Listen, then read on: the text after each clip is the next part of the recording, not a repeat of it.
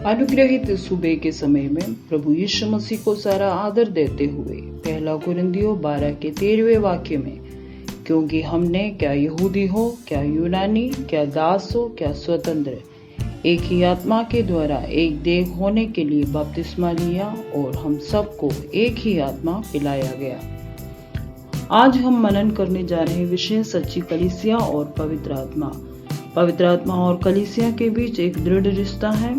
पवित्र आत्मा कलीसिया का एक जीवित नस है जो हमें 3 बातें सिखाती हैं: सच्ची कलीसिया का आरंभ, सच्ची कलीसिया का बढ़ना, सच्ची कलीसिया का उठा लिया जाना।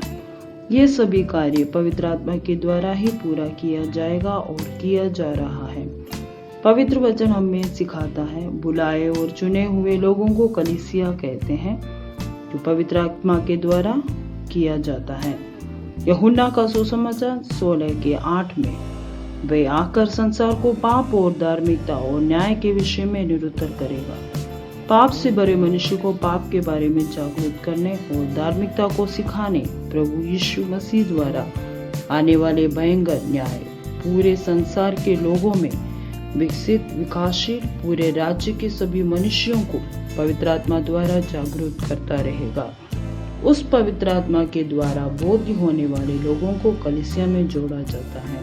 प्रियो, पवित्र आत्मा के द्वारा ज्ञान पाने के बावजूद शैतान के कामों में अपने आप को ना देते हुए यीशु मसीह के कलीसिया के अंग बनते जाने के लिए परमेश्वर सहायता करेगा।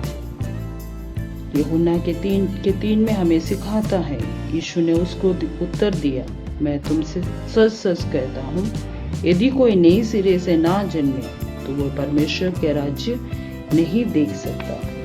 निकोदेमस नामक एक मनुष्य था जो यहूदियों का सरदार था। निकोदेमस ने उससे कहा, मनुष्य जब बूढ़ा हो गया तो कैसे जन्म ले सकता है? यीशु ने कहा, आत्मा से जन्म लेना है। यीशु मसीह पर विश्वास करने वाले व्यक्तियों को पवित्र आत्मा से जन्म होता है। ये एक मन फिराव है, स्वभाव में बदलाव आता है। ये धर्म परिवर्तन नहीं है। हमने जो वचन पढ़ा है वो यहूदी, यूनानी, दास, स्वतंत्र सबको नया मनुष्य बनने की प्रक्रिया है। ईसाई होकर जन्म लेने से या अन्य जातियों से ईसाई नहीं बनता।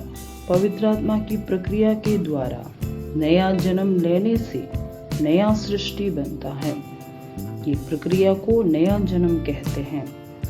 इस तरह नए जन्म लिए हुए के समूह को कलीसिया कहते हैं।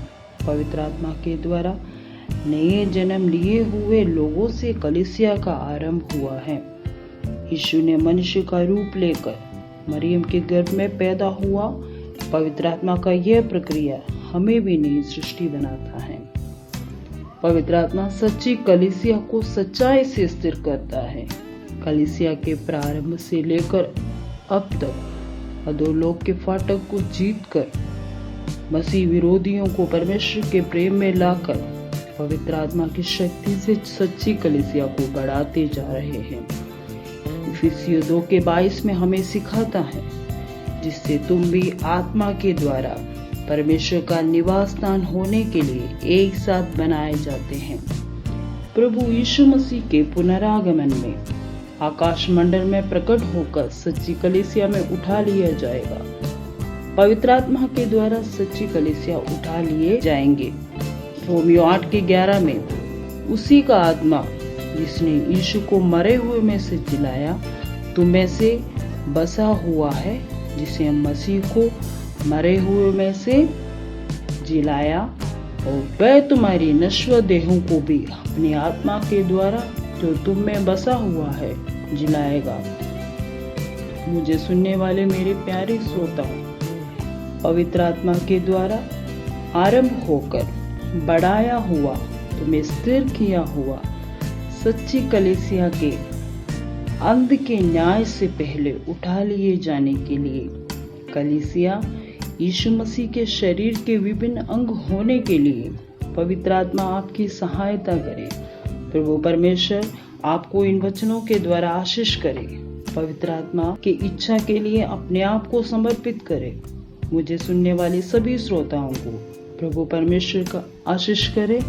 आमीन। God bless you.